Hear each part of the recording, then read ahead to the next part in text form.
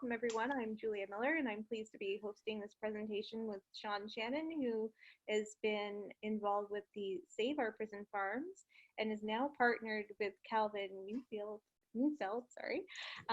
of the Evolve Our Prison Farms movement. And so it's very good to see you both collaborating, and I look forward to you sharing a history and the current context of this initiative and future direction you'd like to see this go in. So I will mute myself and hand it off to you. Okay, thank you. Mute herself. Yeah, thanks, Julia. Thank you, Julia. And thanks for hosting this. It's going to be a great conversation. We're very much looking forward to it. So we'll talk a little bit about our backgrounds, our activism, the history of this whole thing, and where we're at today. And then we would love for people, if they have questions, you can type your questions or ask questions after we've done. For about the first half of this video conference, we'll just be talking, and then we would love to have more of a discourse and a conversation back and forth with people who are listening and who obviously care about this topic. So my name's Calvin Newfeld. I'm the founder of Evolve Our Prison Farms. I have been working in prison farm advocacy for 4 years full time. And I've just poured my heart and soul into this. I care very much about the prison farms, the legacy, and I care about effective quality programming for prisoners, and just the human rights of prisoners. And the prison farms are just an opportunity to have a healing program, a restorative program, a green program, a responsible program, and just have this model of justice and healing, a restorative prison farm program, and the experiences that we can offer to people who are incarcerated through that. So we, Evolve Our Prison Farms, has done petitions and protests. We hold weekly vigils. We have experts who have contributed statements of support, lawyers, criminologists, climate scientists, sociologists, and social workers all support what Evolve Our Prison Farms is proposing, which is plant-based agriculture, green agriculture, modeling climate solutions, and offering animal therapy through a recognized model of animal-assisted therapy rather than farming animals and slaughtering animals, which is actually taking place. So we just had this same vision of bring back the prison farms, bring back the benefits of the former program and make them even better today. And instead, we're seeing the government and CSC have taken the opposite course of discarding all of the benefits of the former program and introducing a whole new injustice today. And so that's what we're fighting for now, is we are fighting for justice, democracy, human rights, animal rights, the climate crisis, and the prison farms are a way to either heal all of that or to be used as basically a whole new way of exploiting prisoners and prison labor and animals and our environment. So we're just at this crossroads of that beautiful vision of what could have been. Wow. And this terrible reality that we're facing today. What a way to put it. Barreling towards. So. What a way to put it, eh? Your turn, Sean. Well, I'm Sean Shannon, and I did 5 years at the prison farm in the 90s. And I've been fighting since the closure of the prisons. I started off on Parliament Hill, harassing ministers and harassing anybody who would listen to me. And I joined up with Save Our Prison Farms. And I did all kinds of stuff with them. And I was made aware of Evolve Our Prison Farms. And at that point, I decided, well, I'm going to go and talk to this guy and see what he's got to say. And, you know, I listened to what they had to say. And although I don't agree with everything that they stand for, I give everybody a fair chance. And because I gave him a fair chance, I'm now on the bad side of the Save Our Prison Farms, because, you know, I actually support the idea of a non-dairy program. I mean, if it's going to work, whatever works, works. If it's a dairy, fine. If it's not a dairy, fine. But whatever works, works. I was saved by that program. If it wasn't for that program, I would be dead or I'd be back in prison. And I would go to my grave saying that. It changed me. Before I showed up at Frontenac, I was broke. And that was the garage that fixed me. And it wasn't the program. It wasn't the guards. It was the animals and the interaction with the animals. And I'm very strong in saying that, and there's no way you could tell me that's not the way it was, because that's the way it was. With the interaction with the animals, if it wasn't for that interaction, I wouldn't be where I am today. And this new program that they want to have, there's not going to be any of that interaction, and that it's sad because it's not going to offer anything that it should offer. Yeah. And that's why I'm fighting. So some background. The former prison farms, you had some dairy cows, and that was producing milk for the prisons. We milked 250 cattle twice a day, and we provided all the milk for the institutions, all the federal institutions in Ontario and Quebec, as well as all the eggs for the Ontario the institutions in Ontario and Quebec. We had chickens and cows at Frontenac. At Pittsburgh, which is in Joyceville, they did all the beef. So they did all the meat, all the beef products for the prisons in Ontario and Quebec. Right. And they were slaughtered there at Joyceville because they have a slaughterhouse right there on the prison grounds where prisoners slaughter and butcher the animals. And we had the actual dairy at Frontenac. And there was the dairy. We did all the milk right there. And it was processed on site, fed into the prisons. So the benefits of the former program were feeding prisoners.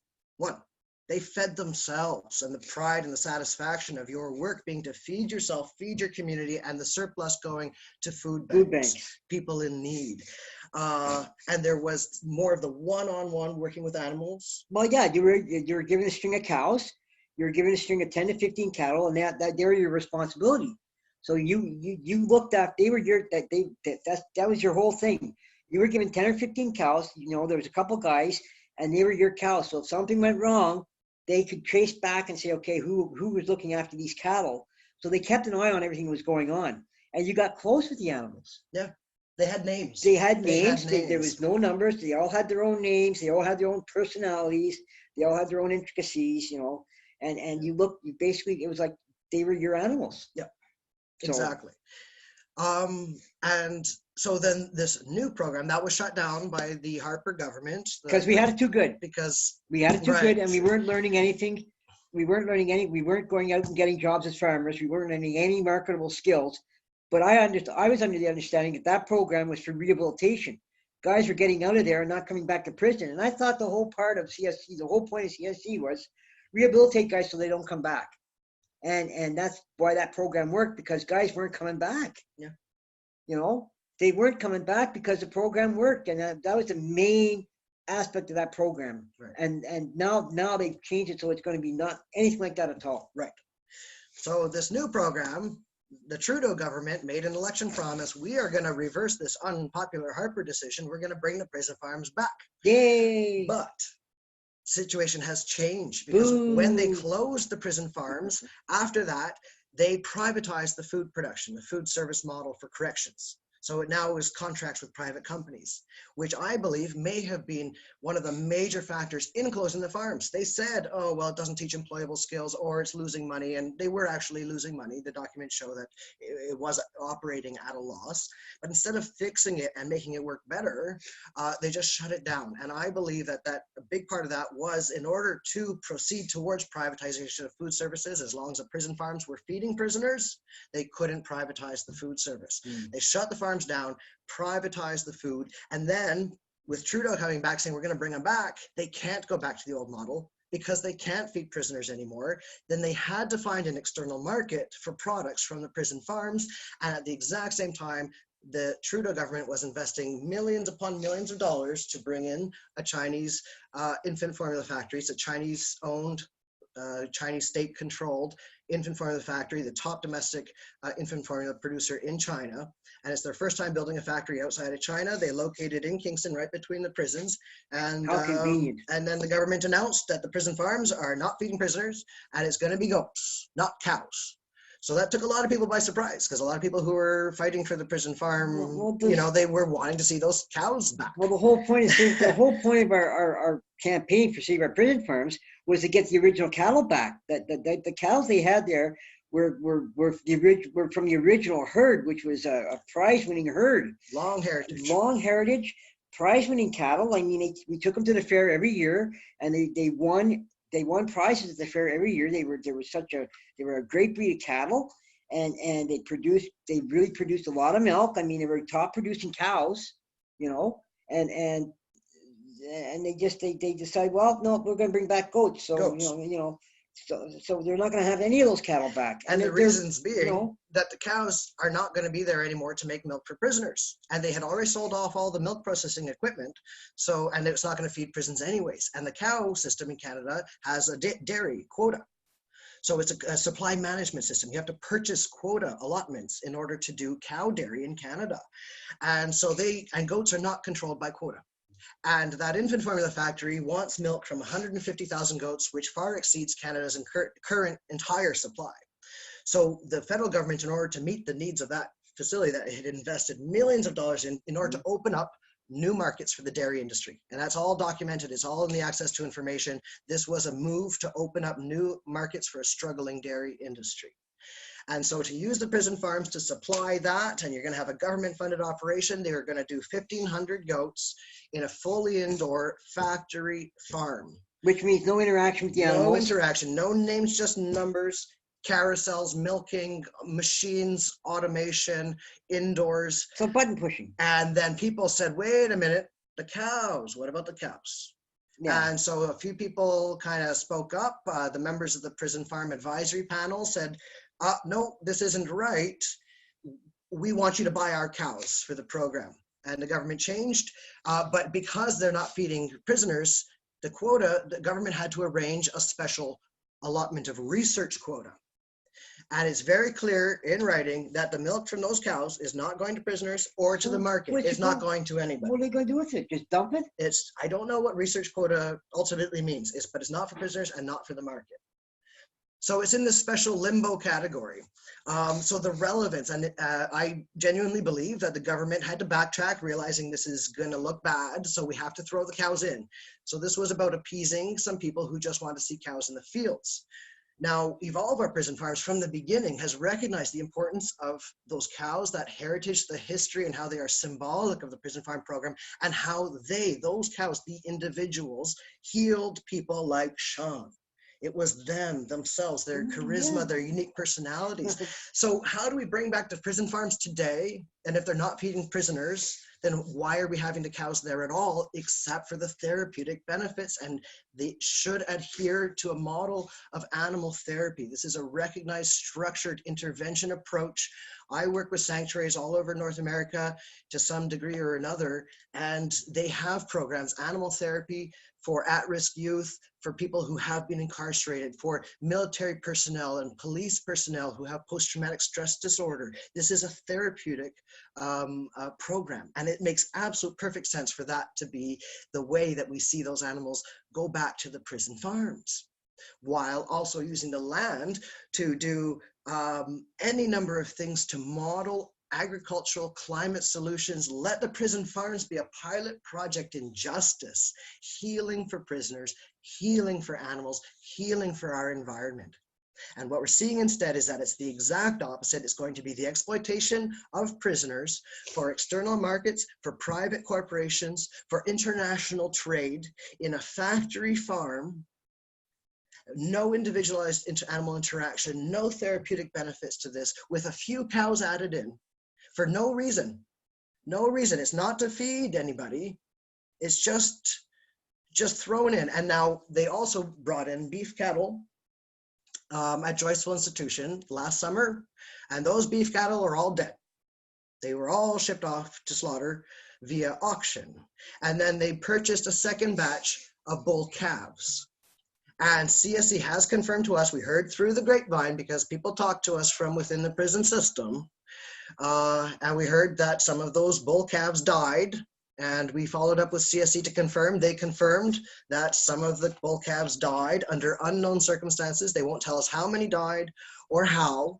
And so what we're seeing here is just, we're very concerned about the overall lack of any of the benefits of the former program, lack of responsibility towards the animals who are being brought in, these innocent beings who are there originally were supposed to be for the empathy, the therapy. They weren't prepared. I mean, they didn't have anything in place to bring these animals in the first place. The barns weren't fully ready yet to receive ready. them. They got no equipment on site. They've got nothing. They had a photo op, and they said, well, look, here's the cows. And here's a couple of goats, and here we go. The farms are back again. And here Leading we up to the are, election. leading Up to the election. And Yeah. through access to information, we've got over 50 access to information requests in the pipeline at this point. We're gathering thousands and thousands of documents. And just getting those beef cattle was almost 300 pages of trouble left, right, and center. They tried to get 80, they got 17. They had to have it by a specific date with timing which coincides with the photo opportunities leading up to the election and the Trudeau government being able to say, we fulfilled our promise. Those cows are in the field, the farms are back, and this is a feel-good story. But this isn't. We are about to see fundamental changes to prison labor in Canada, which was previously always used for internal. It was never really great, but it was cabinet making for government or chairs or desks or making post office boxes, bags, so all kinds of stuff. or clothing for the institutions, women's institutions. They make underwear for men's institutions.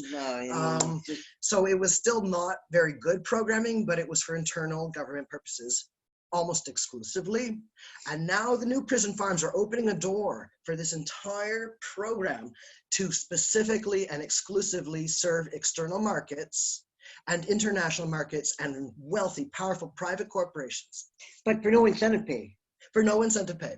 There's no incentive pay. The inmates don't benefit from any of this like they used to. You know, the Corcan, working for Corcan, you used to get an incentive pay. We used to get $1.25 extra a day to milk the cows. $1.25 extra a day. Incentive. On top of our regular pay, we get the $1.75 incentive to milk the cows. And every other Corcan shop had incentive pay. The industrial metals, the canvas shops, the metal shops, the paint shops. The Corcan you had incentive, and they've taken all that away. Yep. And that's big because in prison, you work for these programs, and I think on average after deductions, because prisoners pay room and board, they deduct somewhere between 50 and 80%. They get a maximum of $6.90 a day, but it's only about 8% of prisoners who get that top level. $6.95 a day, that's top level. On average, you're talking about $3, maybe $4 a day for prisoners. Yeah. So that incentive pay of an extra $1 a day, an extra $1.25, it makes a big difference. They don't have access to money. Everything costs money. Even to get a phone card and put minutes on your phone card, you have to pay to put the minutes on. You got to pay for the minutes. Everything is nickel and dimed. And then they cut off all the incentive. And you got to even pay for your hygiene products. They don't even give you hygiene products. You got to pay for your hygiene products. Everything you pay for. Everything is paid. You got to pay for everything. You got to pay for the inmate committee. You got to pay everything. Just a long list of deductions. You can't even but there's only one incentive pay left. You can't even get a Tylenol from the hospital without you pay. You got to buy your own Tylenol. Really? Yeah. You got to buy your own Tylenol. So I mean, so that extra incentive pay, the $1.25, it was big. It was big for prisoners. It matters. It makes a big difference. There's only one incentive pay left, and that's if you work in the slaughterhouse. And there you get $3 an hour. Oh, okay. An hour, not $3 a day. Yeah. So they are paying prisoners to work there, the kinds of jobs that nobody wants to do. Well, and if they do want to do that work, then maybe there's just think of work experience. Just think when they get out, they can go get a good job as a slaughterhouse. Of course, anybody can. We're going to teach your murderers how to murder properly. Right, exactly. And of course, the rates of trauma. People don't last in those jobs. It has one of the highest turnover rates. I worked in a slaughterhouse when I first got out in Alberta. I sat in a bobcat with a raincoat on because I was pushing guts off the floor, and I lost it after a couple of months. I lost it. I couldn't do it no more. I lost it. How could you do that? I couldn't do it every day. I just lost it. I said, enough is enough. I broke down. But, Well, and people who have been through the prison system, it's very traumatic. The incarceration is a traumatic experience from start to finish. And if it happens, not for everybody, but for a majority of people who are in prison, have a history of trauma. Almost every woman in the prison system has a history of trauma. Well, most men have histories of trauma. Mental illness, rampant in substance system. Abuse, which is almost always linked to some form of trauma. And then we're traumatizing them through incarceration, and then making them work in jobs that expose them to further trauma and setting them up for jobs on the outside that will perpetuate the same kinds of traumas. And actually, slaughterhouse work is criminogenic. It's highly well documented that people who work in slaughterhouses have higher rates of violence, violent crimes, and domestic violence. But we're rehabilitating them, giving them Because job it's a skills job. so they don't come back. Because it's a job. Yep. They won't come back. They got job skills now, boy. But really what it is exploiting a workforce that has little real choice. And what we see in slaughterhouses on the outside, not just the prison one, it tends to employ temporary foreign workers, migrant workers, prisoners, ex-prisoners. We know there are Indigenous prisoners as well, even at a healing lodge, who are being put out on work release to work at slaughterhouses outside of the prison. And you know, it's just amazing that and this is what I don't understand. The rehabilitative aspect of animals of any type is so amazing. I mean, they got guys on death row in the States that they allow to adopt cats. And these guys adopt these cats, their whole attitude, I mean, the animals, people don't understand is that you get an animal and your whole attitude changes. They got guys on death row that you go anywhere near them and they were spitting on you and throwing piss on you and whatever. They adopt the cat and they're a different person. And I just can't understand why CSE can't get this into their thick skulls that putting 1,500 goats in a factory like that is not going to work. Right. And they can't seem to grasp that concept. Well, what it reveals is that the return of the prison farms is not about what's good for prisoners. It's for money. It's an institutional agribusiness. And they told me that they had to go for an economy of scale. They believed that in order to make profit, they had to go for an economy of scale. We know now that there are, just with a minimum of creativity and innovation, you can make money off of 1,500 acres of land, 1,500 acres of prime agricultural farmland between the two prisons in Kingston where the farms are. If they can't figure out how to make money off of 1,500 acres of prime agricultural farmland, then maybe they shouldn't be going into the farming business. Cash crops. They should just, why don't they just go cash crops? Soybean, grain, just cash crops. Anything at all. You name it. Anything at all would be good. Would be better than 1,500 goats. 1,500 goats. They're spending. They were given $4.3 million from the federal budget to reopen the farms. And that's not going to do nothing. And then they're investing almost $10 million of CSE's own existing capital budget to build up the infrastructure for this industrial goat dairy operation. So they are spending nearly $15 million just to get it started. And then that's not the supervising, the employing, purchasing animals, more animals, all the equipment, the supply, the ongoing operational costs. The price tag is going to be enormous, and I don't know if they're ever going to make a return on that investment. It's impossible. And that's if it works. It won't work. And if they run into problems, this prison farm plan is going to spell the end of the prison farms. And so we are very concerned about what it means for prisoners, what it means for animals, what it means for our environment in an age of climate crisis. And the city of Kingston declared a climate emergency, and cities all across Canada and our own government are declaring climate emergency. And our government introduces a federally funded program that's going to be beef, dairy, and factory farming for international markets. It's the wrong model. And it has no relevance to rehabilitation, and it introduces a very slippery slope of exploiting prison labor in a whole new way. Which, by the way, CSC's main mandate is to rehabilitate guys and get them so they don't come back. Right. That's their whole mandate. That's their whole. When they changed their CCRA in the 90s, their whole mandate was, now we're not doing punishment anymore. Now we're doing rehabilitation. We're going to get programs so guys get healed and don't come back. Yeah.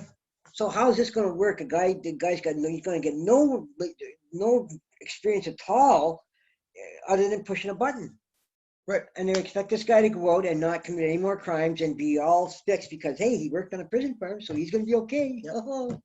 But what we're seeing is political interests and industry interests interfering with this prison farm program, which should be about what is good for prisoners. First and foremost, this is a rehabilitation program. This is not just any farm. And what people got to realize is guys are going to get out of prison. They don't, everybody's going to get, someday these guys are going to get out. And I don't, people say, well, they got it so easy. Yeah, but you know what? These guys are going to get out. And you want some guy getting out of prison who's going to be a fireball, bitter, angry person, or you want a guy who's getting out who's going to have his head on his shoulders so that he doesn't snap and tear your head off. I mean, you know, I was that guy before I went to Frontenac. I get out of prison, and I was the worst guy to be around. And you know, thank God I went to Frontenac. Thank God I decided to do something, because if that program, like I said, I keep telling people, if that program hadn't been there, boy, yeah. So that's what we are fighting for. We're fighting for what was good about prison farms. Passionately fighting for it. Passionately fighting because we care. Not because we have any money invested in it. I got nothing invested in it. Nothing. Neither of us has. I got nothing invested in this. Nothing at all. We just care. Just my time and my. You know what? I would rather be doing something like this to help. Yeah. I just want to help one person. If I help one guy get his life back on track, then I succeeded. Right. Just one guy. I don't want to heal I just want to heal one guy. I just want one guy to get the benefit that I got out of that program, and I'll be happy. Just one guy.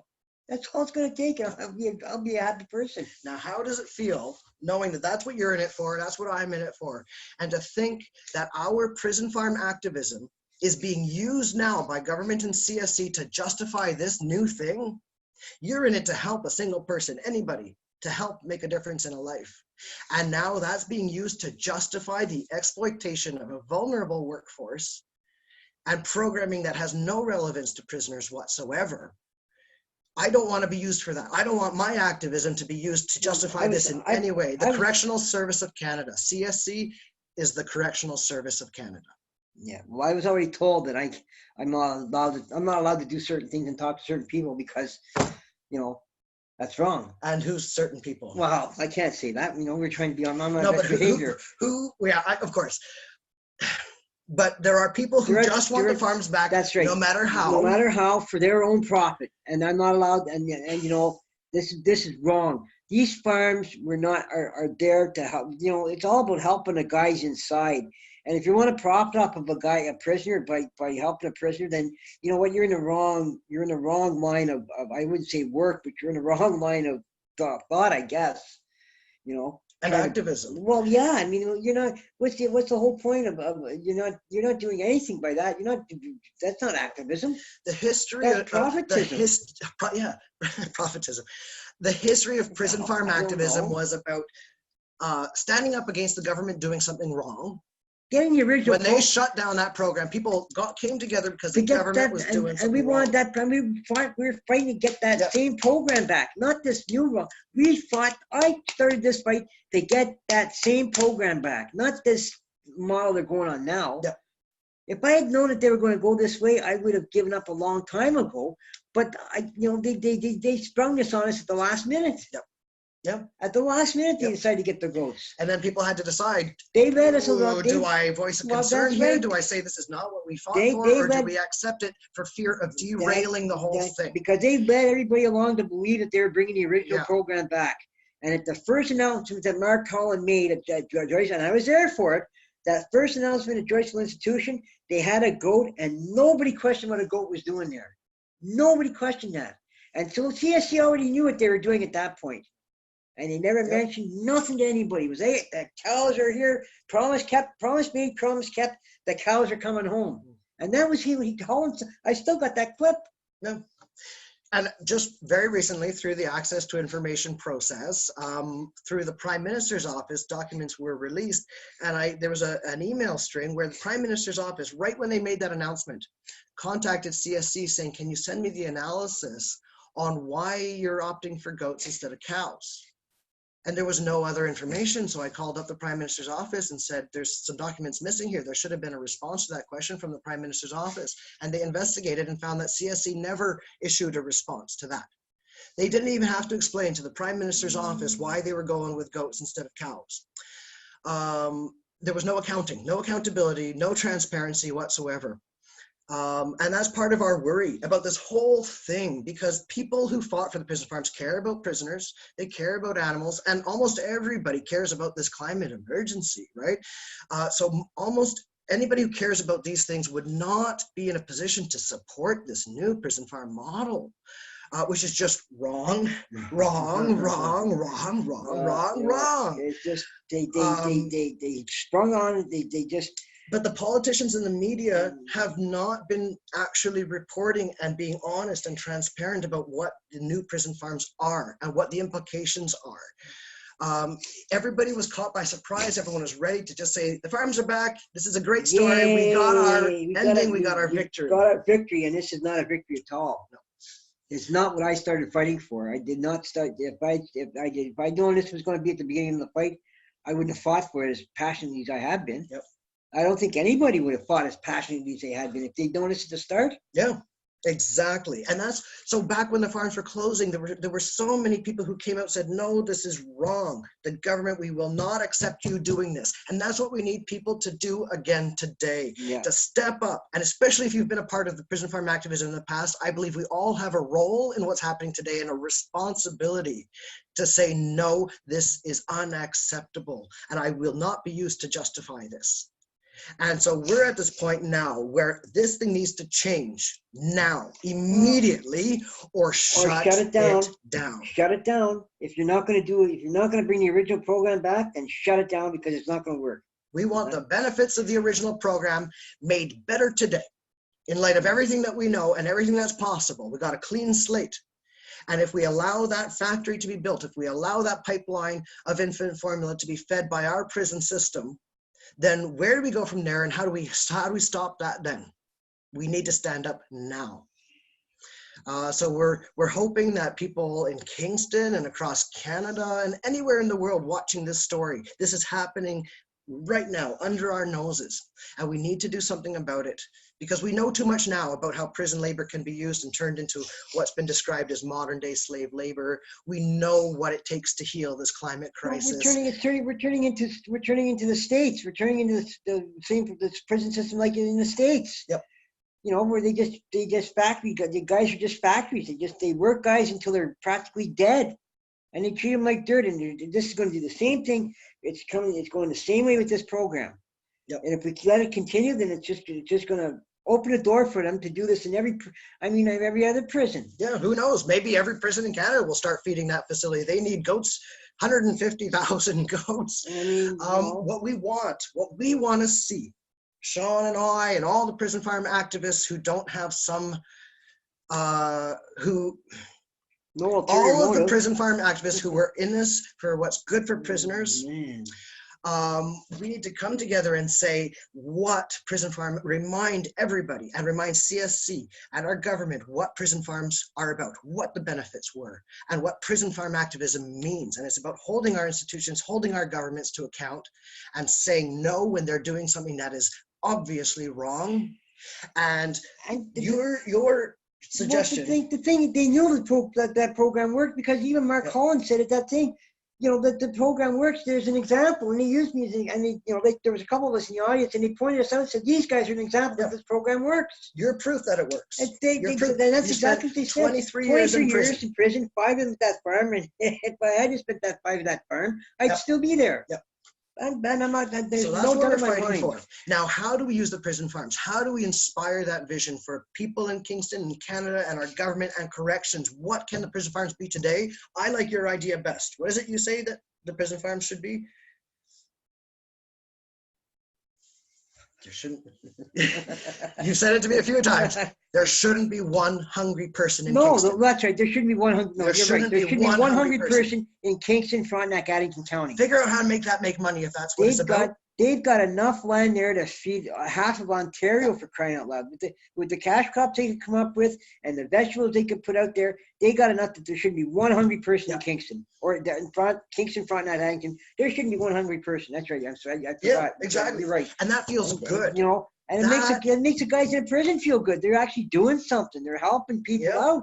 Yep. And they want to do something. They don't want to be just sitting around. There's not a lot of programs in the prisons. It's bad. It's bare. They just don't want to sit there and do nothing all day long. The guy doesn't want to sit in a cell and do nothing. Meaningful work, feeding yourself. We want there to be a way for this, whatever the food service modernization that CSC has implemented, we need to introduce an allowance to allow prison farms to feed its own institution at least, and then ensure that there's not one hungry person in the community surrounding that prison.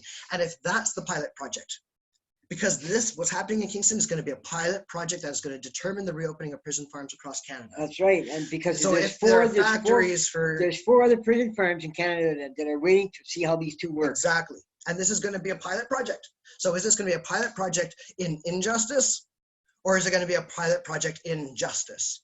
And that means good for prisoners, good for animals, good for the environment. Anything else is not Because justice. it's scary if they do the other same for 4 prison farms with goats. It's going to be No. just scary, Put right? a factory up at every one and feed this pipeline. It's a pipeline of infant formula to the You know, Chinese market. shipping all the Kingston to the infant formula factory, you know?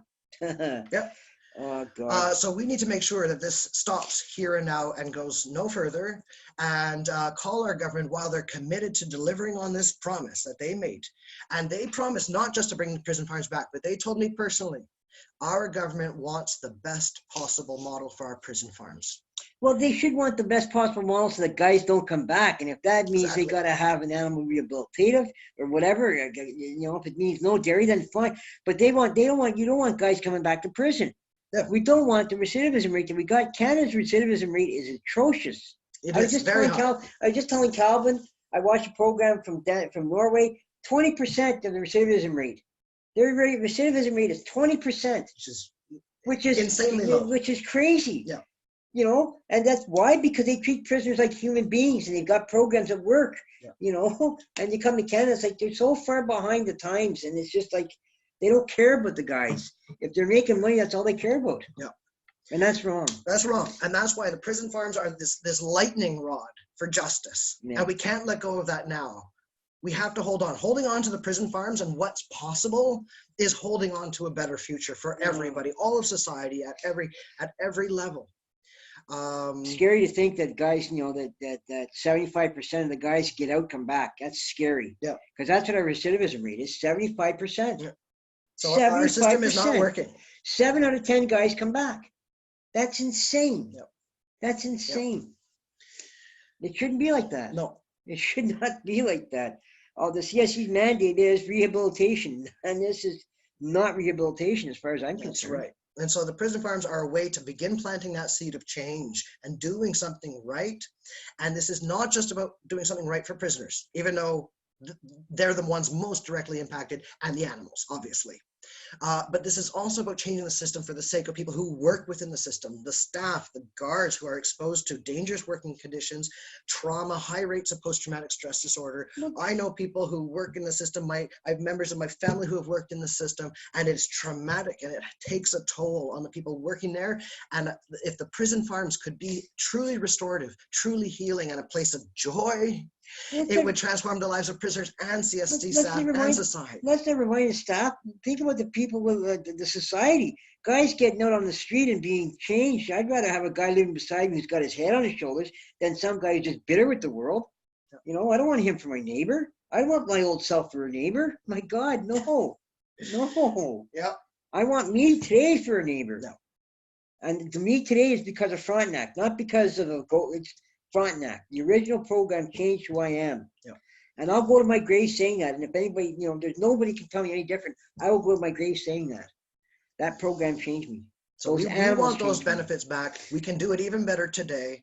We, Evolve Our Prison Farms and Save Our Prison Farms, have always had that same goal: bring back the prison farms and bring back, especially those pen herd heritage cows. Slight difference in vision, whether it's animal assisted therapy or dairy. But of course, the dairy is not even about feeding prisoners or markets anymore. There's no point to bring those animals back to an animal agriculture program, and along with all the problems of the insemination, removing the calves, and slaughtering animals. We do not need that, because this is rehabilitation. They're not feeding prisoners Anymore. So what do we want? Bring back those cows to an animal therapy program. That's the way to bring them back. Which to capture all the benefits. Which works. And of course, what we're seeing now with the animals have already started being slaughtered, already unexplained deaths. And then most recently, there have been some questions about whether some sexual abuse of the animals has already begun to occur, which did happen on the former prison farms. So we are very concerned at the overall lack of responsibility that's being demonstrated with this whole program. And so whether or not there's any way to bring animals responsibly into CSC in this way, we want this whole thing to change immediately or stop. and then stop it and then begin again with a clean slate and say, what's the best possible model and what's the most responsible way that we can bring animals in there, if that was one of the core benefits, which people like Sean and I, absolutely, that was a core benefit, but it needs to be done responsibly, and that's what we're not seeing. And I'm very worried about the well-being of those animals and the 1,500 animals to come. And that's not 1,500 once and forever. It'll be a constant rotation. So Yeah. So they're it gonna needs to change. they're gonna have dead goats, and they're gonna have to replace them Yep. because goats are gonna die. They are. And the goat dairy industry reports a very high infant mortality rate, between 20 and 30%. Goat dairy industry infant mortality. So that's a lot of dead baby goats. Well, that's not in just addition talking, that's to not just talking about the goats are gonna get killed intentionally, so guys can have something to eat. Exactly. And it's not for the guys. No, those beef cattle being slaughtered at Joyceville is Oh, I not to know. feed prisoners Of anymore. course not. Of So that's course just not. all for external markets, Yep. external markets, Yep. and the relevance is gone. All of the good has been taken out, and then whole new injustice is introduced. So this is highly, highly problematic. This is not a feel-good story, and we need to wake people up, educate people about the realities of this, and then unite in calling for something better and honoring the history of prison farm activism and the history of prison farms and everything that people like Sean and I and all prison farm activists have invested into this. This is not the ending to the story. There never was the ending to the story. There never was the ending to the story. Yeah. It never was. There's a lot of people who thought that this was it, Yeah, but well, it's not. The it's fight wrong. is The fight's just starting. This Yeah. is round two. This is round round two. Yep. Round one was you got the farms back. This is round two. Now we got to get the original farms back, the original program or whatever. We got to get it changed. Take what was good of the original program, make it better Make today. it better today. I mean, it's not going to go putting 1,500 goats in an institution like that. They're going to have nothing but problems. Yeah. Period. Yeah. You know. And that's what we've seen too. See, Correctional Service of Canada, they tried to get goats last year. They put out the request for proposals. It was actually November 2018 that they put it out, and they tried to get 800 to 900 dairy goat kids to get started, and it was a disaster start to finish. Access to information, they had nothing but problems from farmers saying this is impossible. There's no way we can meet this. We can't meet the standards. We can't meet your timeline. Can't meet this. Correctional Service came back saying it's possible. Do it. And they couldn't do it. They couldn't make it happen. They couldn't get the goats, and they couldn't get the facility construction begun in time. It was a disaster start to finish, which is why after the election, and a new Minister of Public Safety had to be selected because the former one was not reelected. Yeah. And with all the problems that we knew, and then suddenly somebody mentioned to us from who works within CSE, said they've canceled it. They're canceling it. So we put that out there, and then as it turned out, a new minister was appointed. And the new NAFTA was signed, the North American Free Trade Agreement, because there was uncertainty about how that would impact the export of infant formula. And then all the ducks came back into a row, and CSE went out and put out a new request for proposals. So they are gung-ho, and they're trying again, but this time they're trying to acquire the goats over the next 2 years, which to me reveals that they know just how much trouble they're going to face trying to make this thing happen. But the window of opportunity to stop this before it's a done deal is rapidly closing. So people need to know. So at this point, I would love to invite any comments or questions that people have. You got two prison farm activists, somebody who used to work on the prison farms before, and a full-time prison farm activist here. Who's a full-time activist? Full-time, 4 years. It's you? been me. Are you kidding? Yeah, it's been a long 4 years and very discouraging, because I came into this believing in the potential of prison farm activism, believing that people would unite against this new thing that's happening. The media would have a discussion about it, and we could just see and hold on to that vision. No, we can do better than this. And I fear that democracy and the media. Margaret Atwood was part of the opposition to the closures back in 2010. And then with what's happening today, she tweeted, "What's wrong with this prison farm return? Feed prisoners and local communities, not international markets." We thought with Margaret Atwood chipping in, saying there's a problem here, people would start to pay attention. And we haven't seen that. So we need people to pay attention now. Right now. Yep. You guys are awesome. Hello. Hi, Diane. Diane. Hi, Diane. Hey. Yep. I don't know if you can see me. Can you see me? I don't know if you can No. see me. No, we can't see you, Uh, but we can hear you. Oh, there you are. Hi. Hi. Hi, hi, hi, hi. I only heard part of what your talk is. It's amazing. I think you guys need to be out there and like doing a tour and letting people know what's happening, because people need to understand what's happening. I'm That's so with you guys. I was part of the campaign when we like sent the postcards. Yes. What was it, 50 postcards? Was that you, like for 50 days to yeah, so I want to do that again. I want to help. Thank Well, I don't you. know how else I can help, but I want to share this on Facebook. Can I share Please. your video? Share it all. Share whatever you Share want. everything. Share anything you want. Please do. Get it Share out there. The away. more we can get out, the Or better. a link then? Can be a link at the end that I can. There'll be a link at the end. Yeah, our lovely organizer, Julia, will be putting out on YouTube, I believe, and there will be a link so people will be able to view the video, share the video. We wrapped up that postcard campaign last year. People like you, hundreds of people across Canada, we sent nearly 23,000 postcards to the Minister of Public Safety calling for ethical prison farms. Absolutely. Yeah, so and we're going to be launching a new petition. So that's something to watch for. I'd like to have it done within a week or so. And we've got our next steps lined up. And one of the things that we want to do as a campaign is to hire a consultant to actually put together a professional business case to show CSC what's possible at a smaller financial investment, greater revenue potential for an ethical prison farm program. So we But need to hire show the them. consultant. Yeah. Pardon So me? do we need to fundraise for to get consultants in? We don't fund, Evolver Prison Farms doesn't fundraise. So we'll occasionally apply for a grant if there's a specific project we want to do, but we do not fundraise. We don't want any form of, we don't want any perception that we profit in any way. In any way. This is all an outpouring of love and passion and care about justice, and we do it at our own expense, our own cost, financially, emotionally, mentally, morally. Yeah. This is draining. This is the kind of, this drains your bucket and doesn't fill it back up. But people like Sean and getting into the prisons and meeting prisoners and learning about human rights issues within our prison system and just the experiences of being in that place and meeting people who will just meet you face to face, not for show. I think people just need to know this. I know there were people in my family would think this is very important. Like my mom is very social justice minded, and my siblings, I definitely want them to know about this. They need to understand the whole what's behind it. I think a lot of people just don't know. They really are ignorant of this feel-good story that it's bringing back this prison farm. I would like to know. I missed part of the beginning about what was in Frontenac. That was Sean's story, I think. I missed the beginning part, but that was a rehabilitation program that they closed. And then they were, from how I'm understanding it, they stopped the prison dairy or like animal agriculture farm, and then people wanted it to come back, but now they've changed it to The goats. now.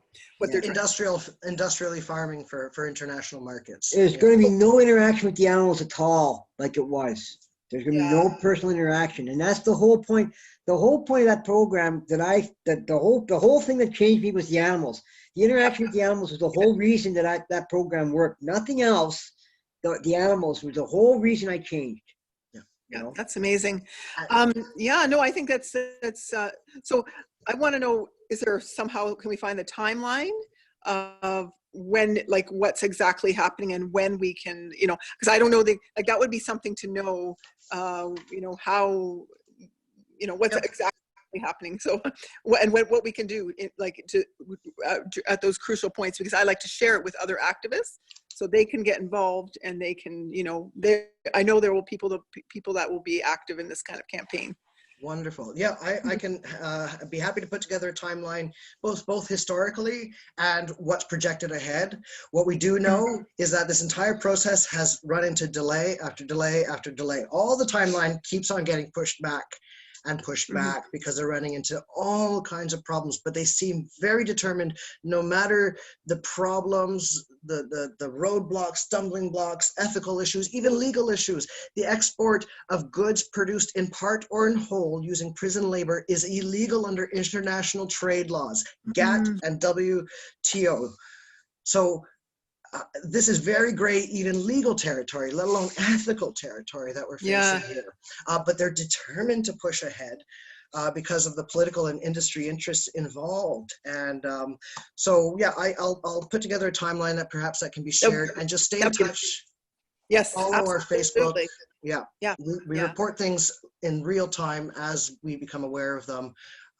So yeah, please do follow and share. Definitely, yes. I feel like when people know, the more people know, the more people can be involved. They want to know what's the upcoming, what exact where, where it's at, and what they can do. Like, that's the thing, the practical concerns of those kind of things. And if they know the history, then they will, be able to, yeah, I just think it's really good to share this. Actually, I know there's an activist, a vegan activist. I'm vegan myself. There's an activist radio program that is starting up in Kitchener-Waterloo, and they want to talk about these kind of issues. And I just feel like I'm going to talk to, I don't know if you know Rob McNeil. Do you know who that is? He's a London activist. I'm going to see if I'm going to talk. I'm going to see. I know that they're starting a radio talk show, and I'd love you guys to be a guest on that show. Yeah, it'll be fun. No, I think it'd be great, Yeah. because people will listen, and people need to know. Like, the more we get it out there, people need to know what's going on and what they can do about it. So yeah, Wonderful. amazing, guys. You guys are amazing. Yeah. Thank you. Thank you so much. Thank you. Thank you. Yeah. Sorry, I don't mean to hog up. I don't know if other people want No, to. of course. People Does want to anybody talk. else? Yeah. Anybody else have any comments or questions or? What's that? Oh, we got a chat box there? Oh, okay. Oh, yeah. I see. There's a few questions here. Okay. Do you know what the current contract is with the food service in use in the prisons now? I believe they outsource it, don't they? It's all outsourced. Outsourced. I think they outsource it, and I believe it's all done in Milton. Oh no, it's all done in Bath. Bath. It's all done at Bath, and they ship it to the different joints, and it's heated up at the different joints. There's no kitchens in the institutions anymore. It's called the cook chill system. So it's all frozen, shipped, reheated, served. The quality of food has never been worse. Well, I don't know if never been worse, No, but prisoners no. report it has just gone downhill. A lot of them just say most of it is not even edible. So it's very problematic. And they have multiple contracts, as far as I know, and I've actually tried to find out, is there one single contract? Are there multiple contracts? Very, very hard to figure out. What So can you tell looking us at some about more, the Chinese infant formula company and the history of infant formula itself in itself. China and elsewhere? I knew myself about being. Okay, let me read it so that the viewers can actually hear it too. What can you tell us about the Chinese infant formula company and the history of infant formula itself in China and elsewhere? I know myself about being coerced to stop breastfeeding and switch to formula. Very damaging. This is a very important question. This is a huge topic. So what we know is that, first of all, there is an international code of breastfeeding. The International Breastfeeding Code prohibits the promotion of infant formula. There was a scandal, I think it was in the 70s, 80s with Nestle. I remember this. They began promoting infant formula, particularly targeting third world countries and impoverished communities, pushing infant formula. Now, infant formula in itself is not harmful, but it's not a replacement for breast. It's not just equal to breast milk. The breast milk is the best for mother's health and infant health. That is what the World Health Organization and the United Nations and everybody recognizes that is the best. That is the ideal. Infant formula can be a replacement as required. My own son is adopted, and we used infant formula for him because we didn't have the breast milk for him. So there's a time and a place for it. But especially when it comes to developing countries or you know, you need to add water to it. So what people started happening in the 70s and 80s is that they would use unsanitary water added to the formula, and promoting the infant formula resulted in skyrocket rates of infant mortality. And it became a human rights issue. And that sparked the awareness of the dangers of promoting infant formula as a replacement for breast milk. Now, China for a very, very long time has had what's called a one-child policy to try to control a very serious overpopulation problem. But right now they are lifting that one-child policy and moving to a two-child policy. And that is one of the reasons that they have invested billions and billions of dollars into infant formula. Yeah. And the working conditions, there's human rights issues in terms of working conditions in China, and people work long hours without a lot of choice about it. And that includes women, and most women are back at work within 6 months. The breastfeeding rate in China has been absolutely plummeting. It now has one of the lowest rates of breastfeeding in the world and has been specifically targeted by the United Nations to promote breastfeeding. And instead, what we're seeing now is that this company, the infant formula company that has come to Kingston, is called Feihe International. They have registered in Canada under the name Canada Royal Milk. The owner of the company, the chairman rather of the company, is one of the world's wealthiest men. The company has close ties to the Industrial and Commercial Bank of China, which is the #1 wealthiest company in the world. So you got powerful interests, and the CEO of the Canadian Dairy Commission, who was instrumental in bringing that factory to Kingston and promoting that company here in Canada, retired from the Canadian Dairy Commission, and then at the earliest opportunity took a position on the board of that Chinese infant formula company, which is controlled by the Chinese state. So this is a highly problematic situation, and using prison labor now to supply this pipeline of infant formula into China, when Canada is a signatory to the International Breastfeeding Code, not allowed to promote breastfeeding. And this company in China holds 300,000 seminars a year promoting its product to parents. And they use celebrities to promote the product in China. So very problematic. And now we're just throwing in the prison farms. It's just the cherry on top, or as I like to call it, the canary in the coal mine. Those prison farms tipped us off that there's something wrong. Industry, government, money, power, politics, and the prison farms are going to be the victims. The prisoners are going to be the victims of this. The animals are going to be the victims of this. Society and our environment are all going to be the victims of this. This is not what prison farm activism was about. This is not the ending that we all deserve. It's not the ending we wanted. It's not the ending we wanted. It's not the ending we God, deserve. People no. have poured money, time, energy, passion into prison farm activism. It means something, and we deserve Just better than this time. outcome. Just the time we put into this. I don't know how much time you put into Oh it. my, I can't even calculate. This is like 12 years for me. Yeah. 10, And 12 for me, years. 4 years full-time plus. Full-time plus. Every day. I dream about this every night. I have Mhm. conversations about goats with people in my sleep I every mean, night. I don't know how many times, I don't know how many days when we first started, I was sitting on Parliament Hill for hours and hours and hours just speaking to anybody who would come by, Yep. you know? I don't know how many times I got kicked off of Parliament Hill by the RCMP, you know? Because you care Because so I cared so much about this. this stupid program. Yeah. I mean, it was just, not, you know, not stupid program, but I mean, it was so dumb what they did. Yep. I was so appalled. So, yeah. Still am. What's the name of the company again? The big one in China? It's Feihe China. Feihe China in China, Feihe International, also known in Canada as Canada Royal Milk, and I think they also incorporated in the US under American Dairy or something like that. And they have holdings in the Cayman Islands. They recently, just in the last couple of months, opened up its first initial public offering, IPO, to raise $1.5 billion to pay off their offshore debts and to fund this infant formula pipeline from Kingston to China. Yay. So big money, big power. And we're not, as a campaign, Evolve Our Prison Farms, I don't want to have anything to do with this company. I'm No, not. it's not right that the Canadian government is dealing with the goddamn But it's now Chinese. it's mixed in with the prison farms now, It's not right that the Canadian government is allowing this. let alone promoting. Let It's alone essentially promoting a very problematic industry. I know you told me to be on my best behavior, but the Chinese have got Canadians in captivity right now for Yeah. over 400 days, and yet they're going to they're promoting, they're going to export milk to them. This is not right. It's money, it's industry, and as the documents have revealed as well, this is about opening up new markets for a very powerful industry. But in that's the Canada. only, that's, I'm not going to, I'll be on my best behavior now. That was Okay, just the good. one thing I had That to was good. say. It was just, That you was know, good. it was upsetting. I mean, I read it Yeah. in the paper every day. These poor guys, 438 days they've been held in captivity. Two Yeah. Canadian reporters, and they're being treated like dirt, yet we're going to sell milk to the Chinese. Why?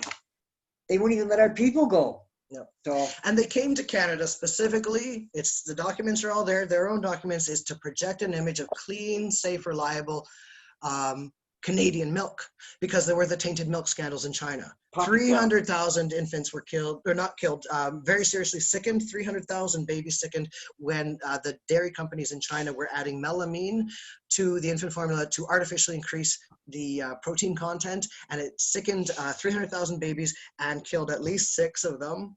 And then Feihe was not part of that scandal, but the scandal was so serious, China actually executed the CEO of one of the dairy companies. Feihe was not part of that scandal. They were one of the very few that did not add melamine, but there have been other findings where they have had, I think it was nitrate, where their nitrate levels in their infant formula were 10 times the safety limits. And so there have been questions about the quality of that. They came to Canada to project a clean, safe, reliable Canadian milk image. And so we're saying, look, just leave the prison farms out of it. We don't need their clean, safe Canadian reliable, milk to come out of our prisons. No. When you've also got all these other issues in terms of prison labor and human rights and the environment and all of this stuff. For the company's own sake, let them just say, okay, we're not going to source it from the prison at least. No. And then that'll just be a whole other ball of wax. ball of wax. But like we need to there's- draw the line at our prison farms. It sounds like there's quite a public health concern as well from the last bit of the conversation. So I wonder if you have reached out to Public Health Agency of Canada or say the Canadian Association of Physicians for the Environment. Given Yeah. the Especially with the coronavirus, I think. Coalition, if anybody who has any recommendations about what groups or agencies or individuals we should be contacting, I will talk to everybody. I will follow up with everybody. I've had conversations with the Canadian Food Inspection Agency and Agri-Food Canada. Everybody's involved in this in some way. And what we're finding is that most people just don't want to deal with it. Just let this thing happen, and we just can't afford to do that. It's just a lot of people are misinformed. Yes. They're taking all their information from the news media and from the government, and they're not getting fed the right information. That's right. They're getting fed what the government wants them to hear and wants them to see. And what people got to realize is they got to open up their eyes and look into what the real story is about this whole place, because it's corrupt. Yeah. What's going on right now is corrupt. Yes. The whole CSE system is corrupt right now. And it's got to change, and it's got to start with this prison farm. It's got to change. Yep. You got to change what they're doing. It's sickening. It's maddening, is what it is. That's right. That's It's right. frustrating.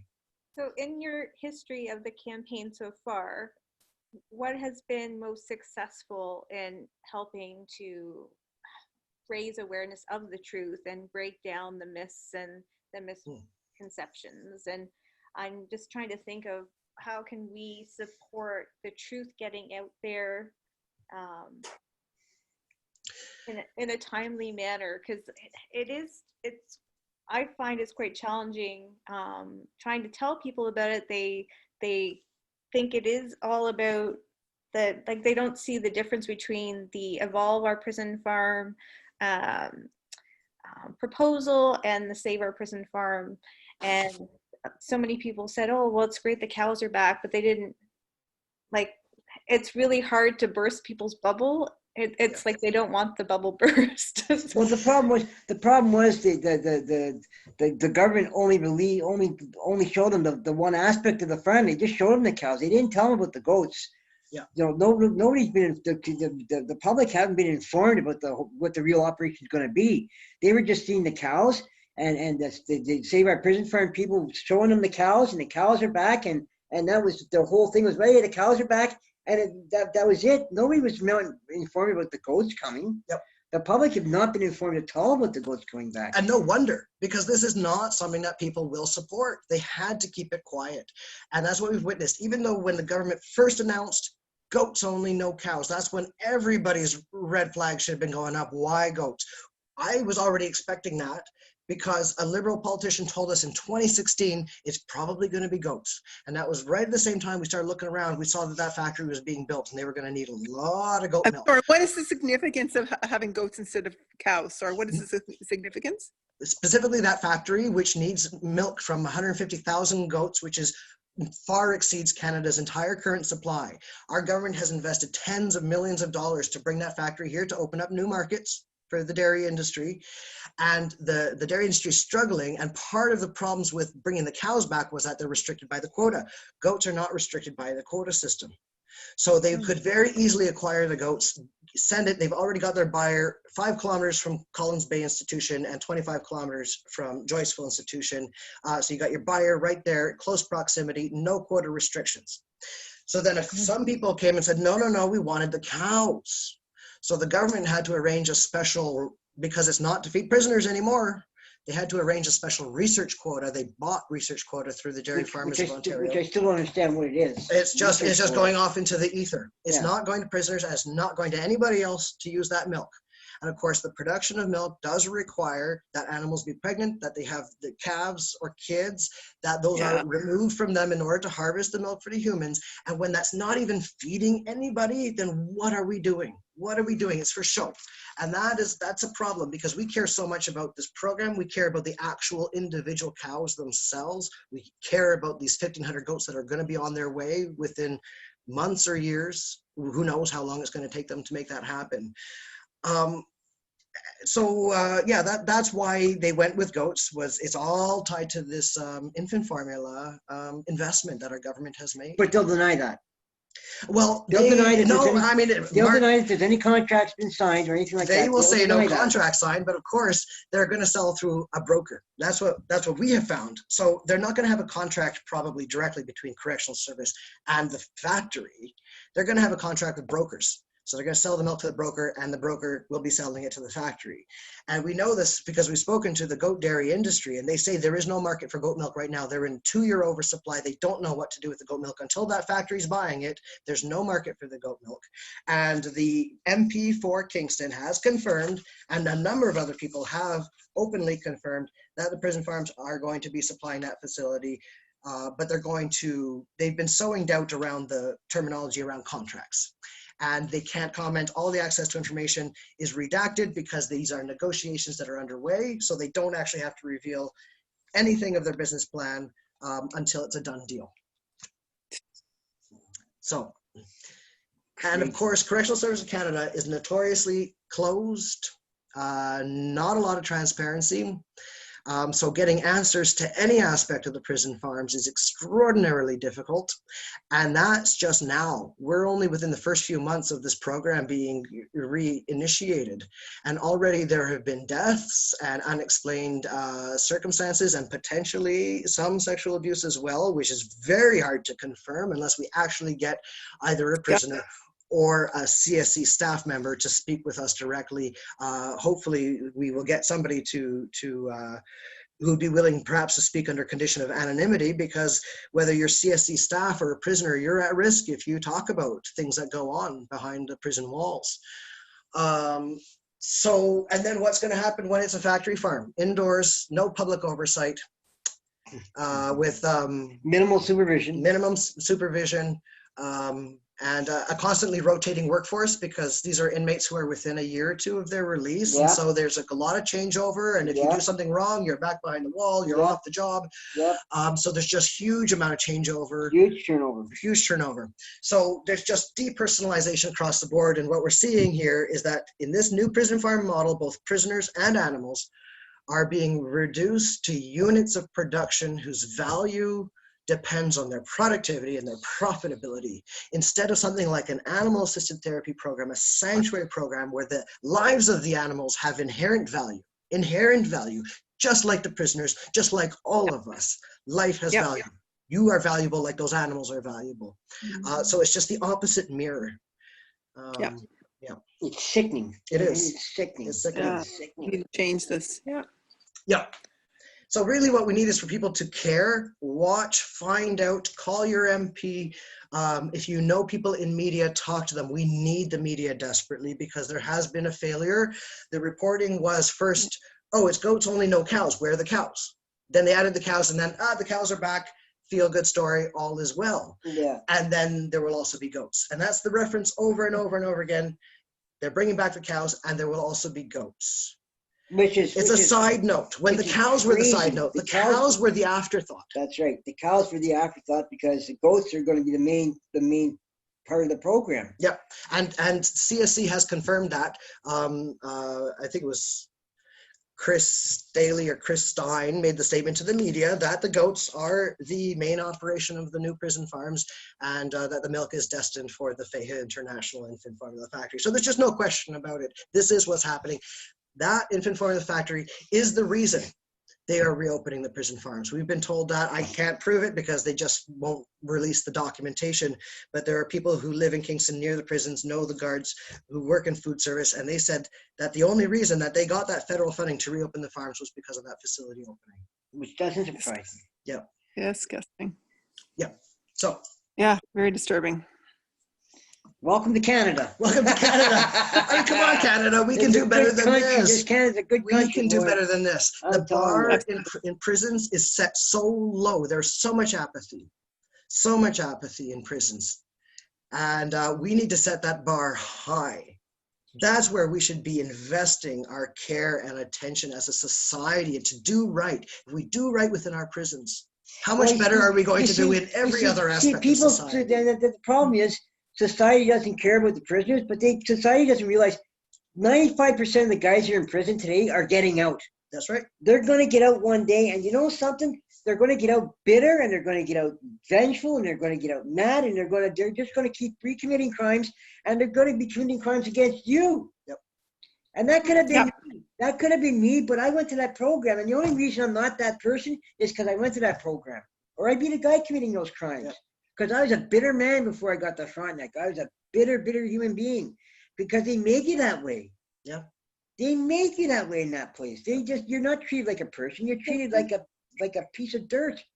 And people don't, the public needs to say, well, they're criminals. That's the way they should be treated. Like that's poppycock. We're human beings. Yeah. You're a human being. No matter what you've done, you're a human being. So I made a couple mistakes along the line, but that doesn't mean I should be treated like crap. Yeah. And that's the way the people perceive prisoners, that we're all crap and we all deserve to be treated like we're being treated. And who cares that they're going to have to work like slaves on this to do this and do that? That's what they deserve. Nobody deserves that. No. Because these guys are going to get out someday, and these guys that are getting out are going to be living in your communities. And do you want these guys living in your communities? Because I don't. I don't want somebody like that living in my community. No freaking way. Yeah. If we care about public safety, we have to prioritize rehabilitation. If we care about human rights, we have to prioritize rehabilitation. Yeah, I agree too.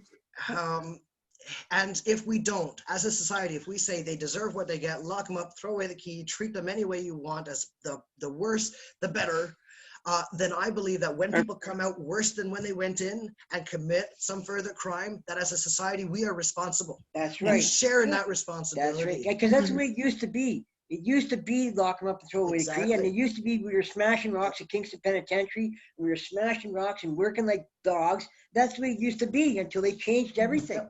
And then now we're kind of backsliding. And now we're going back to that same system. And what are we accomplishing? These guys are getting out of prison. One way or another, these guys are going to get out of jail. Yeah. Now, some of them deserve to be there, and some of them will be there all their lives, but most of these people are going to get out. And the prison. We want to have a more gentle society. We want to have a more gentle society we don't want to have a more violent society. That's what it comes down to. What's the end product? I don't want a powder keg living next to me. I don't want some guy living next to me that's going to snap if I say good morning to him the wrong way. No goddamn way do I want that guy living next to me. Yeah. I don't want that. I don't want the old me living next to me. I know what I was like. I don't want that guy living next door to me. No freaking way. No way. No way. I really appreciate you guys, your talk. Yeah. Thank you. Thank you. You're welcome. That's what the old program worked. It fixed him.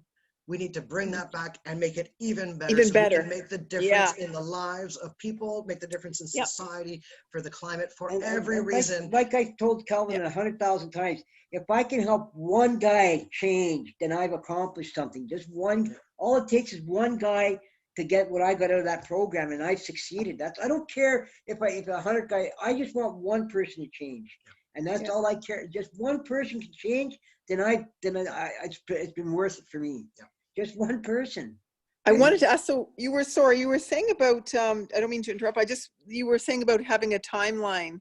How would I be able to get one of these, a copy of this timeline? Well, I can put one together and I can share it with Julia to be distributed to people who have participated in this, and probably put it out on social media. And feel free to send us an email with what specifically you'd be interested in seeing in that timeline, because I know this story like the back of my hand. I have followed every single aspect of this story historically all the way through to today, and it changes day by day. So what it is that you're looking for, send an email, info@evolveourprisonfarms.ca. It's easy to find us through our website or through social media. What, And Facebook? we'll put something Facebook, and we'll put something together for you. Yeah, well, I definitely want to share. I definitely want to share with the different groups that I'm involved with, because people will definitely be very concerned about this. I know there are people that are involved in human rights and animal rights and environmental rights, and we have there's so much cross sections over that. So activists are going to want to be involved in this, and this is just really important. I think we need to, especially if there's like a timeline when this is going to be enacted. Like, I don't know, maybe I missed that, when it's actually going to be, or has it actually? As far as I know, they have not yet begun construction on the goat factory facility, and they're now looking at acquiring the goats between now and 2022. So they're anticipating this is going to be a lengthy process, so we do have time to stop that. But they still got animals at the institution. But they still got, and the beef cattle have already been slaughtered. They've got the second batch, and a couple of the bull calves have died under unknown circumstances. That's been confirmed by CSC. And they still got dairy cows. And a small handful of dairy cows. And of course, none of that is for feeding prisoners at all. It's all for external markets and for institutional profits. And it's just problematic in so many different ways. There is a question here saying, thanks so much for this. I feel that I've learned a lot. I'd like to ask if you'd be supportive of the goats if it weren't in a factory farm type situation, and if there were more interaction with the animals like there had been with cows. Oh, yes, okay, and then, definitely. Okay, you kind of answered my question. So obviously, it would be better. But this is not simply a farm. This is a program of prisoner rehabilitation. And for those reasons, the animal interaction was not about teaching you to become a farmer or a dairy farmer. It was the soft skills. It was the soft skills, the life skills, the responsibility, and of course the empathy. That comes from interacting with animals. The empathy. And what we know is that that individualized animal interaction was exactly what fixed somebody like Sean. Yeah. And we know that that can be done without a model of animal agriculture. In fact, it can be done with a recognized model of animal-assisted therapy, and the Correctional Service of Canada has strict guidelines for animal-assisted therapy in correctional institutions, and they specifically list farm animals as one of them, and say that the welfare, they recognize the potential for abuse in the prison context. The welfare of animals engaged in animal-assisted therapy programs is a crucial concern and should be given primary consideration when developing and implementing the program. The therapy animal is in every way an individual. The animal safety and humane care precedes any therapeutic goals, and they need to incorporate close monitoring, and that the animals in these kinds of programs benefit because it specifically states that they are often saved from certain death and given a second chance.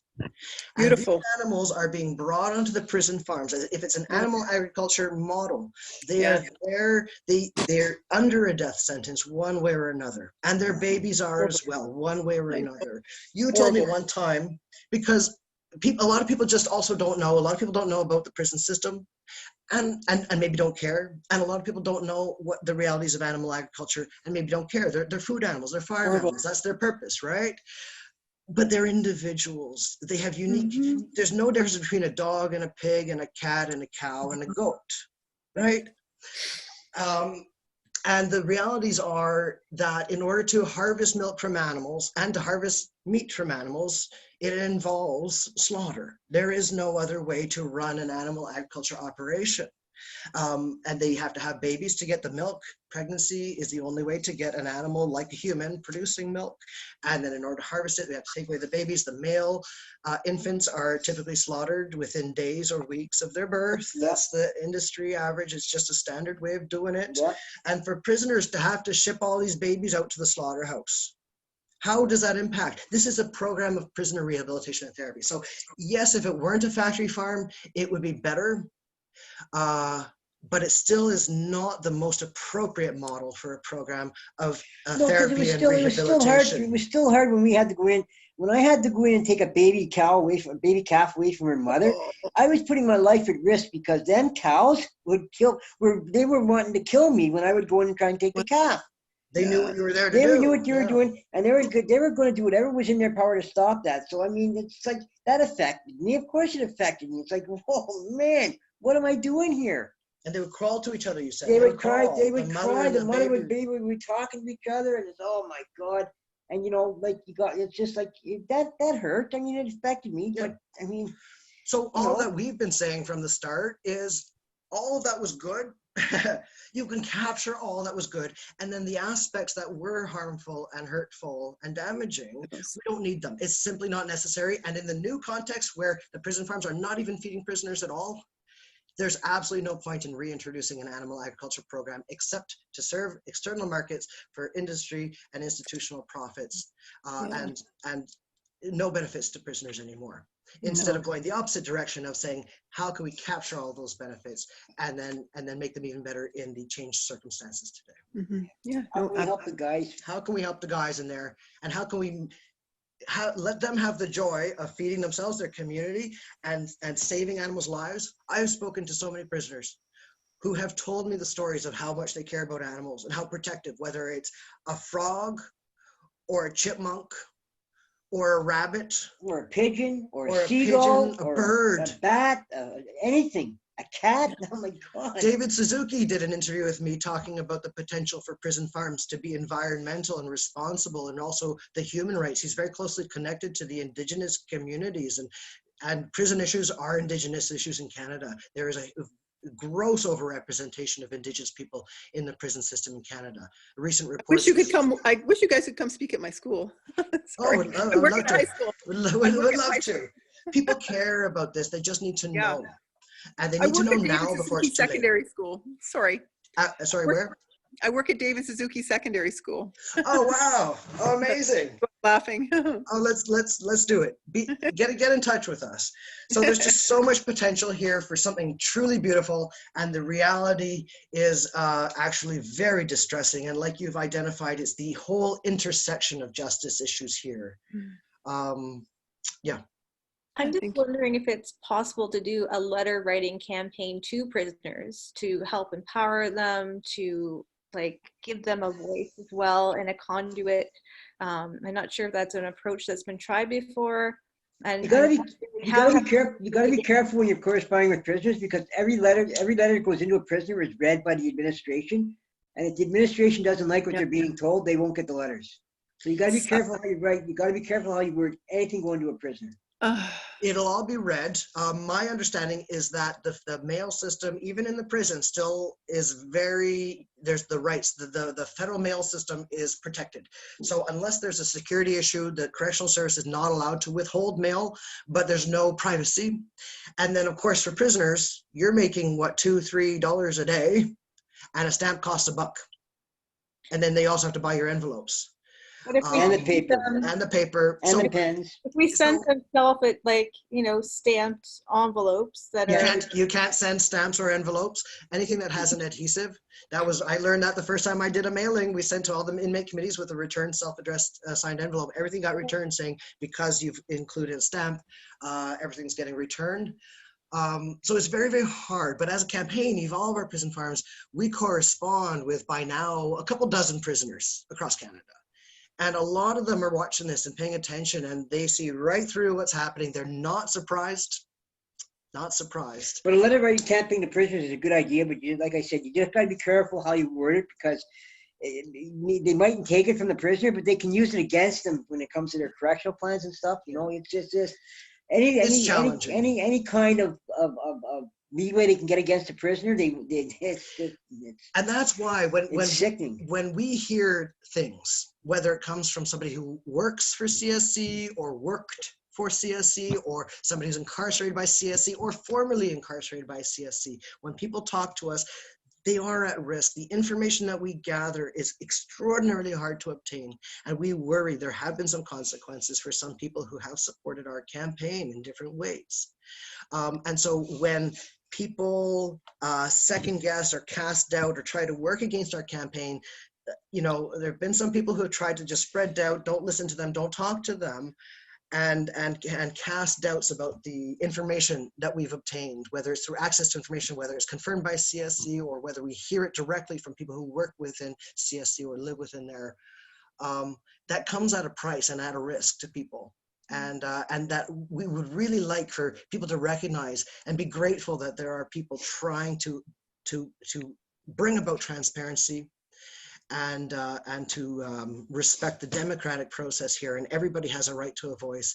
And in this topic, especially prisoners have the right to a voice. And they've been denied that. We did do feedback in 2018. But they don't have a right to a voice. They don't have a right to a voice. Well, that's what we discovered. We sent a feedback form. We got feedback from over 150 prisoners, most of them at Joyceville Institution, where the main operations of these prison farms are going to be. And 75% voted to have plant-based agriculture and animal therapy under a sanctuary model. And this was before goats were on anyone's radar. The main person who helped to distribute that faced consequences. Yeah, they get tripped out. Yeah. It would maximum security or whatever. It would meet, up a security level and away from community support. And it makes you sick. It makes you sick, and it makes you very worried about trying to give prisoners the voice that they actually do deserve in a system like that. So this is something, the whole system is in desperate need of an overhaul. And we see an intelligent and creative and evidence-based approach to the prison farms as being planting that seed of change. We need to protect the prison farms for their own sake from industry and political profiteering. And we need to protect the human rights of prisoners. And this is also about planting that seed of change to do something right for a change, instead of just more and more wrong being introduced in whole new ways.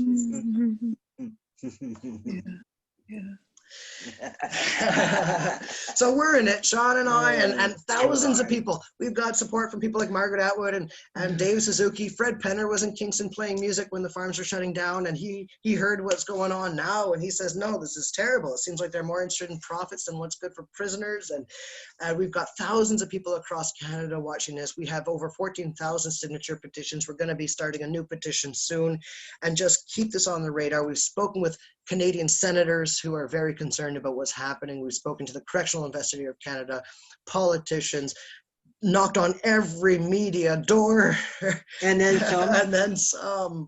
But we're not letting go. This matters too much to let go. It's just too big of a fight to let go. I can't stop now. I can't stop now. Can't stop now. I Too can't much is at stop. stake. And we're involved. We have a responsibility. I jumped into this, but when I jumped into this knowing that I was going to be on the fight for a long, long time. Because I'm taking on the government. I'm taking on CSC. And to fight CSC, it's going to be a lifelong battle for me. I'm going to go to my grave still fighting the bastards. I mean, it's just the way it is. Well, let's hope.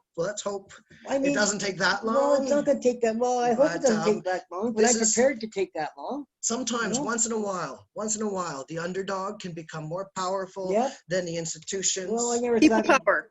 People power. Because we're right. I never thought that we get the farms back open when we first started the fight, and look what happened. I mean, it can happen. It's just. And the last government betrayed the people. Oh yeah. And the new government is betraying the people. Well. And as prison farm activists and just everyday people and members of this society, we have to say no to a government doing what is obviously transparently Prisoners wrong. Are people too. They are part of society. People too. Prisoners are not. That whole idea of re-entering society. Our prisons are part of society. It's the dusty, neglected corner of society. We have to clean it up. We have to care about what happens there. If we don't care what happens there, we're never going to change the rest. No, that's right. Yeah. They're all people. They're And- all people, no and matter with- what happens. Yeah, They're all people at exactly. the end of the day. And with the climate crisis that we're facing, where the United Nations and everybody, the world's scientists saying we have to have solutions and changes at every level of society, at every opportunity. We have to call our governments to come up with solutions and make radical changes. And so if we ignore what's happening with the prison farms right here in our backyard, on our doorstep, then Mhm. what chance do we have? of Have you making guys any other heard of change? the State Stop Maple Leaf campaign in London, Ontario? They're building a mega slaughterhouse. I'm sure you guys have heard of this, the mega slaughterhouse that they're building there too. Yeah. I mean, I don't know. I don't think it's going to be run like as a prison factory, but I mean, I feel like that this is not too far off from what, I mean, I'm sure the people that are going to be working there are all people that don't have a lot of choice in what they can do. Like people that are going to be exploited, obviously, by this horrible. So I just feel like you guys are so much connected. Like these kind of mega slaughterhouses, mega facilities, which are becoming like they're closing down smaller. Maple Leaf Farms is closing down smaller facilities, and they're making a mega one. So that's what I feel like what they're trying to do. They're making these huge, it's pretty much huge factory farm, and they're trying to somehow profit off it, and the people that are going to be exploited in them are going to be the people that are the most vulnerable. Yep. So you guys are connected. I feel like you're connected that way. Oh, absolutely. I'm sure a lot of the people who would work in a mega slaughterhouse like that, a lot of them would have been people who've come out of the prison system. There's no Welfare question about it. recipients. And migrants and temporary foreign workers. God. But of course, what we're seeing across the board globally is the globalization of industry and agriculture and just these monolithic institutions. The family farms are given way to industrial scale farming. And it's just the whole world is going in the opposite direction of the direction we need to go in to become sustainable, responsible, and a compassionate world and a compassionate, connected society. And that's why, like with the prison farms, the government said, okay, well, we're doing goats, and then we've added the dairy cows and the beef cows too. So it's a diversity of farming. Yeah. They're calling that diversity. So diversity, that's not what it looks like. he finds that funny. But to me, this is all part of that very monolithic, monoculture type of mentality, instead of more of a permaculture type of mentality, where there's these layers and the interconnectedness of agriculture, of plants. Even we can borrow even from indigenous traditions, that sort of three sisters philosophy of the plants that grow well together and complement each other, and just restorative to the soil, restorative to the planet. And that's more of a permaculture. And I'd like that permaculture mentality to apply to the prison farms in terms of the layers of justice, the justice for the animals, for the prisoners, for the environment, and all of it being interconnected. And the whole of the prison farms should be good, the whole of it good. Justice and healing. And And diversity at every diverse. level, and dynamic. And we're seeing the opposite. So. Lock them up and throw away the key. That's the way they're looking at it now, boys. Yeah. No, this needs to change. It's And we gotta need people to care, and we need prisoners to care, because you know what? The prisoners have the most power here. They cannot make this work unless you go and work for them. So say no. Do not. We have encouraged for the past couple of years prisoner non-participation, peaceful prisoner non-participation. And that'll only work if all prisoners pay attention, realize what's at stake here, and realize that they have more power than the institutions to stop this thing. All it takes is to do nothing. Yeah. And then we on the outside are going to work to hold our government to fulfill its promise and deliver a prison farm model that is the best possible model, like they promised us. Yeah. I don't know, like if you go into a prison, if you can somehow circulate some flyers or some to let them know, like kind of get them involved more, they have to understand what's going on. I don't know how much some of the prisoners understand what's going on, if they're kept out of the loop. Yeah. Or they think they have to do this. They're Well, forced to do the labor. the past couple of years, we have done regular mailings to inmate committees across Canada. We're going to send them one very soon coming up to keep them informed. Whether or not it gets past the inmate committee is not in our control. And there's no other way really to reach prisoners. One prisoner distributed some of our pamphlets and got in trouble for that. From the parole officer, why did you do that? You should have asked my permission and I wouldn't have given it to you.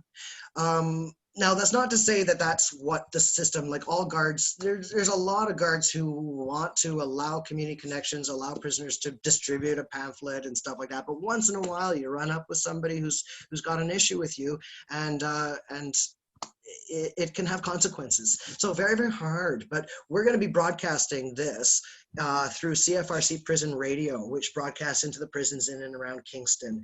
And I leave messages, you know, at the holidays. I leave a voicemail message to be broadcast into the prisons, and then I do visit. I go in and then I actually just today I got a request to come and speak at an institution in Ontario about these prison issues and the environment. So I'm going to be doing that, and it's not to rile people up. I don't want to definitely not create any problems, but to recognize that prisoners have a voice in this. They are not helpless, even if they can't necessarily, even if there can be consequences to not participate. If everybody does it, you have that safety in numbers, and it's just doing nothing, not causing a riot, not a rebellion, just non-participation, like Gandhi, like Gandhi. Absolutely. No, cool. That's amazing. That's amazing. Well, yeah. So thank you, everybody, for your time. I don't want to take up too much of people's time. We've had some really good questions here. We definitely encourage everybody, pay attention. This is a constantly unfolding story. The activism is ongoing, and we need to shift constantly. Figure out, like, you know, where is this headed? At what point do we have to shift our campaign to say shut this down? We're kind of at that point now. Because they seem determined to go ahead with it, but we're still holding on. We are going to, we're going to be hiring that consultant in a business case to show them what's possible, and to hold up that model of justice in contrast to the model of injustice, and not just to say this is possible, but so that when this thing fails, there's a safety net underneath it, a model ready for immediate adoption when the time comes to transition this thing. Absolutely. It will Great. come. Good plan. Thank you. Have a plan in place and then bring it right in. Yeah. There you go. There you go. Have a plan in place. Guys, awesome. Thank you, everybody. I appreciate your time, and stay in touch. Follow us on Facebook. Check out our website. Read what experts, the statements that they've contributed, and all of the body of work that we are putting out there. Man, listen to my guy. That's all on your Facebook page. Listen to my story. My story's on his Facebook page. Yeah. Listen to my story. It's on his Facebook page. Yeah, absolutely. Listen to Sean's story. Evolve our prison farms. Yeah. That's on the Facebook page. It's on Yep. that. Okay. Yep. I'm gonna. Yep, and the videos on our Facebook, you find him, his picture in a video, and it's people like him. He knows. He worked on the farms. He has been fighting with Save Our Prison Farms for the past decade, and if he, with everything that he has invested into this, is saying there's a problem here, there's not just me. Julia, you asked earlier, what has been one of the things that has been most transformative in getting people to pay attention and be aware that there's a problem? This. So it's not just I'm a vegan. You know, a lot of people think you must just be an animal activist trying to hijack this cause to advance a vegan agenda or whatever. We've faced a lot of misinformation But I'm not a vegan. No, you're not. And we can have that conversation, and we both care about the same thing. And it's because of this guy and people like him that inspired me to get involved in prison farm activism. I'm not no vegan. No, I know that. I'm a meat-eating person. I know. I love us. And we both have the exact same goals for the program. We're in this fight for the exact same reasons. And this is a conversation that can be had no matter whether you're a vegan or a meat eater or a doesn't matter who you are, man. Everybody should know that this is not right, and it's not working, and it's got to change. Yeah. And if it doesn't change, there's going to be more broken people coming out than there should be, and that's not right. Because CST is all about rehabilitation. They're not about punishment anymore. They used to be about punishment, but they changed their mandate, and now it's all rehabilitation. Good, good. We That's need what them it should to be. catch up to their own mandate. We need them to catch up to that. That's And right. that will include, eventually, we want to see that slaughterhouse shut No, down at the prison. that slaughterhouse shouldn't be open. I mean, it It's- should not be open. You Amen. know, Should not be prisoners should not be being trained to kill. open. Yeah, let's train murderers how to kill properly. That's just great. Hey, great rehabilitation. We're gonna show this guy how to kill properly. So when he gets out, he can kill property. Yes. Yeah, no, CSC needs to do better than this. Oh, help my God. Okay. Thank you, guys. everybody. Thank you. Cheers. Thank you, Cheers. everybody, Care, take for care, joining us. guys. Take care. Have a good night. Have a Good night, night. guys. Hey. Cheers. Bye.